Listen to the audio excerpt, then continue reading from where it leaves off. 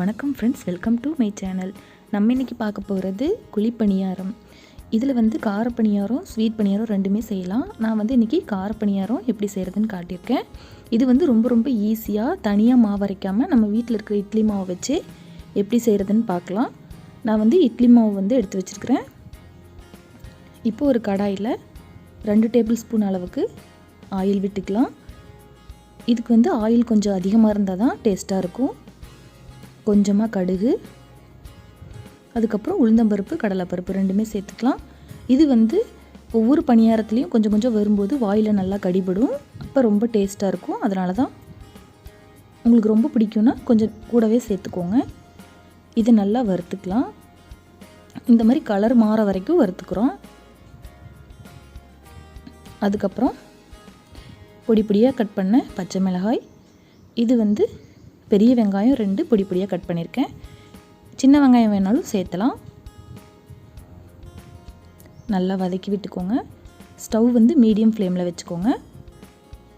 கொஞ்சமாக கருவேப்பிலை, ஒரு கைப்பிடி அளவுக்கு கொத்தமல்லி பொடியாக நறுக்கி சேர்த்துக்கலாம். இது வந்து ரொம்ப நீளமாக போடக்கூடாது, ஏன்னா குழிப்பணியார மாவு கொஞ்சமாக தான் ஊற்றுவோம். அதனால் எல்லாத்தையுமே பொடியாக கட் பண்ணி போட்டுக்கோங்க. இப்போ எல்லாத்தையும் சேர்த்து வதக்கியாச்சு. இதை எடுத்து மாவில் கலந்துக்கலாம். மாவு வந்து கொஞ்சம் கெட்டியாக இருக்குது.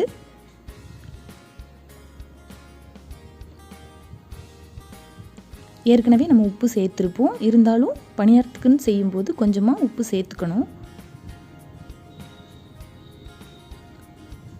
நல்லா கலந்து விட்டுக்கலாம். தேவையான அளவு தண்ணி விட்டு கரெக்டான பதத்தில் கலந்து எடுத்துக்கோங்க. எனக்கு வந்து கொஞ்சம் கெட்டியாக இருக்குது. நான் வந்து தண்ணி கலந்துக்கிறேன். மாவு வந்து இந்த அளவுக்கு பதமாக இருக்கணும். இப்போ குழிப்பணியார கல்லை வச்சுக்கிட்டேன். இதில் கொஞ்சமாக நெய்யோ அல்லது எண்ணெயோ விட்டுக்கலாம். நெய் விட்டால் ரொம்பவே மணமாக இருக்கும். அதனால் நான் இன்றைக்கி நெய் சேர்த்துக்கிறேன். நல்லா ஹீட் ஆன உடனே நம்ம மாவு வந்து இதில் ஊற்றிக்கலாம். சின்ன கரண்டியாக சூஸ் பண்ணிக்கோங்க. 3/4 அளவுக்கு மட்டும் ஒரு குழியிலையும் ஊற்றி எடுத்துக்கோங்க. நிறைய ஊற்றினோன்னா நல்லா உப்பி வேகும்போது நம்ம திருப்பி போடுறதுக்கு ரொம்ப சிரமமாக இருக்கும். அதனால் 3/4 அளவு ஊற்றினோன்னா இந்த மாதிரி நெய்யெல்லாம் பிரிஞ்சு வரும், நல்லாயிருக்கும். இந்த மாதிரி சைடில் எல்லாம் வெந்து பொன்னிறமாக வந்த உடனே திருப்பி விட்டுக்கலாம்.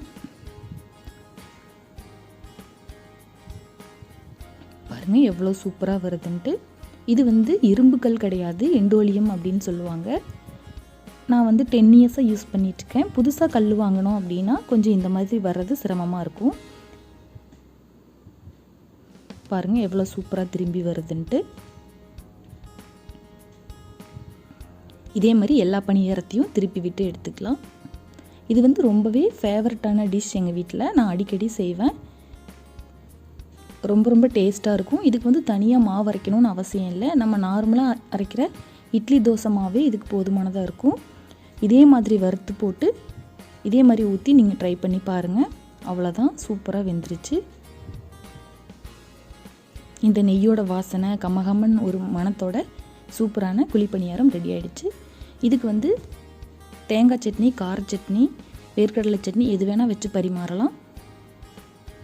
நீங்களும் ட்ரை பண்ணி பாருங்கள். எப்படி வந்துச்சுன்னு எனக்கு கமெண்ட் பண்ணுங்கள். தேங்க்யூ ஃபார் வாட்சிங்.